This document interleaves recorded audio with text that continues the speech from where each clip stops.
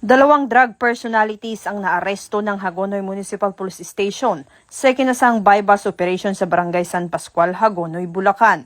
Kinilala ni Police Lieutenant Colonel Leonard M. Lim, Acting Chief of Police ng Hagonoy MPS, ang mga sospek bilang sina alias Upot, 28 anyos, at alias Django, 55 anyos na pawang mga residente ng nasabing barangay.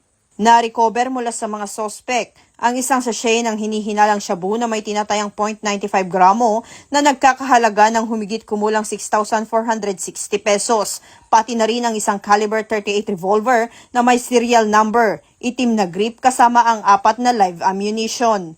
Dinala ang mga sospek at nakumpiskang ebidensya sa Bulacan Provincial Forensic Unit para sa kaukulang pagsusuri habang inihahanda ang mga kasong paglabag sa Section 5 at 11, Article 2 ng Republic Act 9165 o Comprehensive Dangerous Drugs Act of 2002 at Republic Act 10591 o Comprehensive Firearms and Ammunition Regulation Act.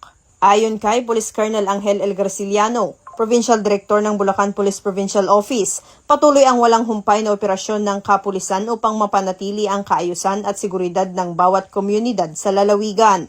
Muling pinaalalahanan ang publiko na makipagtulungan sa mga otoridad at agad iulat ang anumang kahina-hinalang aktibidad upang tuluyang masugpo ang iligal na droga at kriminalidad sa Bulacan. Mula dito sa Bulacan Police Provincial Office, ako ang inyong PNN correspondent, Patrolwoman Mildred A. Tawagon, alagad ng batas, tagataguyod ng Balitang Pulis.